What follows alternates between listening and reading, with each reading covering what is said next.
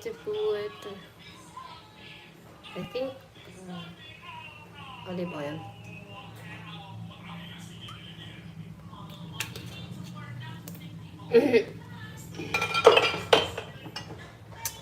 So guys, we're going to cook seashell. There. So my sister bought me this.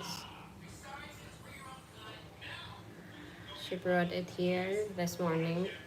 So we're going to cook it. A quick and easy.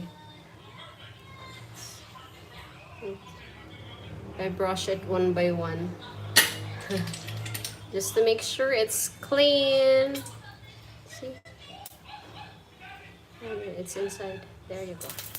So we're going to saute. We're going to put garlic.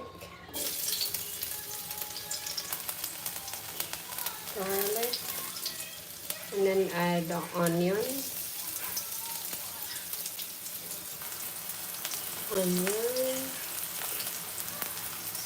Still not feeling well.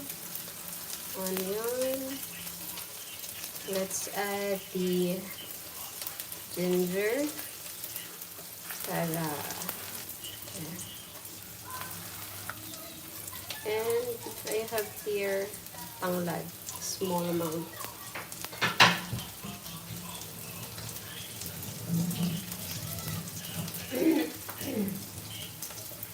So let's see. Let's mix it. Maliliit siya, pero I think it's buhay siya, guys. Gumagapang siya. Pag dinibo mo siya, minug mo kasi, it's like, you know, going in.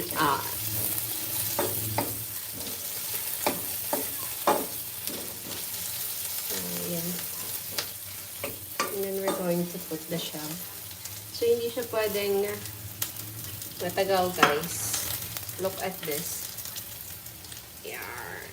Seashell. So, marami siya. Nandun siya sa ilalim yun. Ayan.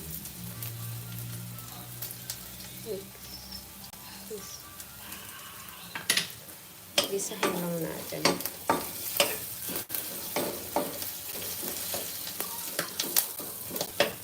And, oopsie. Hello, Annalise. We're going to put black pepper.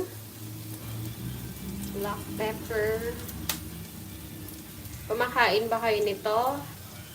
Like, luluto ba kayo ng seashell, guys?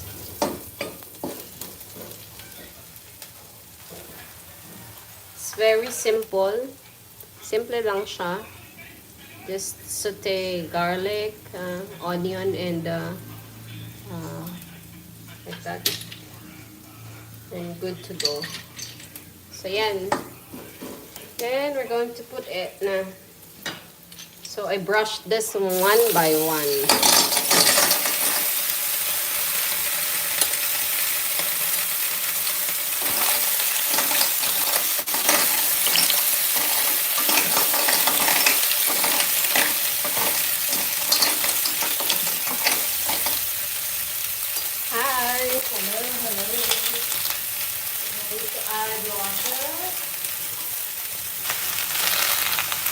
We're going to add water.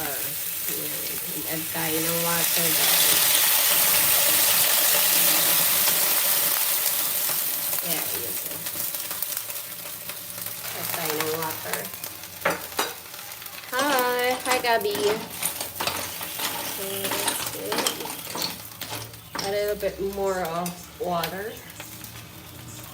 Yan. Tapos, ano lang natin siya. Ganyan lang. Hintayin lang natin siyang maluto. Lagyan natin ng salt. Hello! Hello, Gabby. Hi. Very quick.